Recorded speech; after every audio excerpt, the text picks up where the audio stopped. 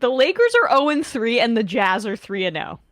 Yeah, it's already bizarro season in the NBA after 3 games. The Jazz, who traded away very famously Donovan Mitchell, Rudy Gobert, Bogdanovich is no Nope, longer he's on the on the Pistons now. team. Yeah, Yeah, I mean, I was almost I was watching the Pistons versus the Knicks the other night, and I was hmm like, oh, there's Bogdanovich. It's just another reminder of yeah, how the gutted that Jazz team gutted is. their Yeah, roster, and I just what the hell is going on?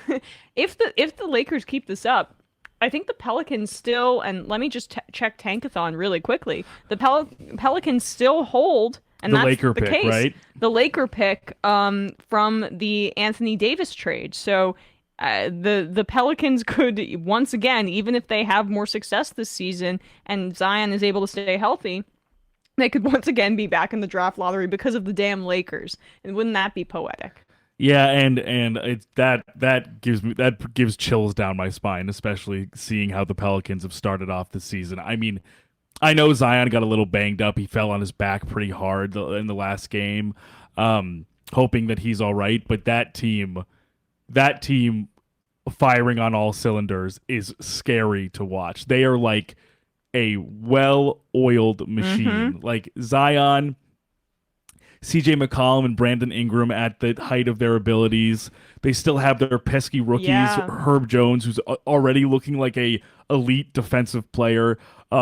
Trey Murphy, Jose Alvarado. Like this team was fun and kind of feisty and a little annoying to play last year, completely without Zion, and he is just adding a whole nother level to their ability and their upside. So, and to tack that on to potentially having a higher draft pick because the Lakers are so bad I is know. just really it's certainly daunting going into the rest of the season if the Lakers don't turn this around. But honestly, I got to say, it really doesn't look like they will. I mean, unless something changes, they just look terrible. I Yeah. mean, you're gonna have plays where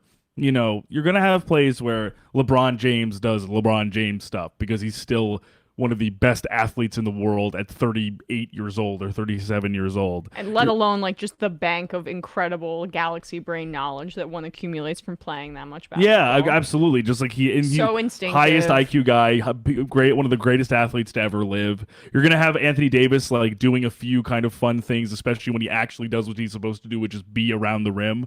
You're gonna get a few plays where Patrick Beverly locks down a guy on defense on the perimeter, and it's kind of being a pain in the ass to other players. But this team can't shoot.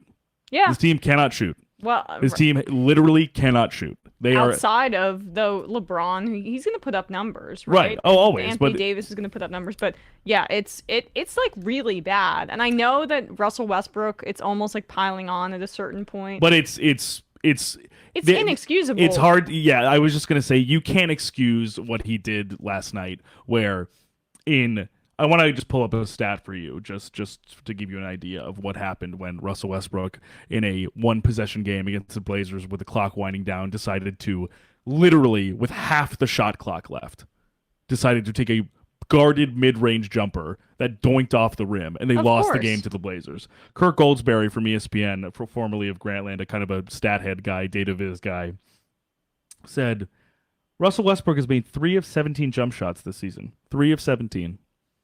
Also, he is the only player that has attempted a jump shot with under 30 seconds to go and 15 plus seconds left on the shot clock, with their team up by one possession in the last 4 seasons.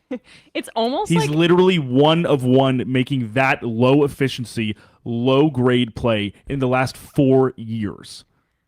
what was the year that the White Sox or the Black Sox actually I should say cheated in it was the It was like 1912 or 19 World yeah, Series. 1919, yeah, yeah. I mean, this is a total joke. I don't think that Russell He's like Westbrook was fixing throwing the game game, for the but Lakers. that's what that kind of shot feels like, He's does like, it not? shit, I bet the under here. No, I mean, it sounds like Oh, crap. he's in the back room with mafiosos, like fixing games essentially. But I feel badly for him because I really liked him as a player when he was on Yeah, I don't take this OKC, lightly because I love him too. and It's that was just such an incredible time when he was 100%. with that big Harden three. and KD, Right. yeah. So it just it is a bit of a bummer, but at the same time, am happy to see the Lakers fail always, even if I do appreciate some of the individual human beings on the team. But this is like what happens where LeBron was trying to recreate some of the recruiting that he did in Cleveland, which worked out one time for one championship for them when he And was even there. then, like for that to potentially be just by results alone, the best team he had, sort of, is like a huge indictment both on him in terms of his influence on personnel and all the front offices around him. And That the team, reason they won that NBA championship was because LeBron literally was just like, I am not going to right? I just lose. won't I lose. am Like, not going to lose. yeah, And then it's impossible to recreate that kind of thing, even if you are LeBron James. being down 3-1 to the best regular season team ever, and then winning 4-3 is not usually particularly replicable. Even if you had, of course, Kevin Love, Kyrie Irving, of course, were there, but everyone else on that team, I mean, we'll recall some of the people playing heavy bench minutes were current NBA analyst Richard Jefferson, Oh my God, Dante right. Jones, who literally had like an important bucket in Game 7. Dante Jones, I don't believe, is still playing in the league. I think he probably retired like 6 or 7 years ago and is like 42 now. Hmm. It's like that was not a murderer's row besides those three guys to begin with. And the same thing is happening here. You have Anthony Davis, you have Patrick Beverly, you have Russell Westbrook, and even, but I would say, like I was saying last week, the only person who can shoot a three is Austin Reeves. Is a second year guy out of Your guy. Oklahoma. Like, Right. he's the only one who can really shoot. Lonnie Walker can shoot once every like 14 or 15 three-point attempts he has. Juan Toscano Anderson can't score, can't shoot. It's just a poorly constructed team that even if you're poorly constructed, like let's say the Utah Jazz, who are poorly constructed, You mean the 3-0 Utah Jazz? you can be 3-0 as a poorly constructed team if you're coached properly and actually have a sort of team-wide philosophy or scheme that's clear. There's nothing going on here that makes me feel like that's the case. Yeah. And I mean, you kind of see when you have I don't really know much about Will Hardy, the coach of Who took the over for Quinn of the Snyder? Yeah. Jazz. Yeah. But he has those guys playing hard from what I can see from the outside. And I mean, we'll get to this in the NFL, but the real difference that you can see a real difference in coaching in terms of discipline and like situational awareness with some of these head coaches versus others. And when you have a talent deficit, uh you have to have an influx or a surplus of like game management and situational awareness. And it feels like the Lakers have 0% of game management and situational awareness from the outside. And like you said, like it's hard to like fathom that a team that is basically their like strongest players are like Lauri Markkanen and Colin Sexton, who I think are both fine players, but they're not number one or number two options for basically any other team in the league.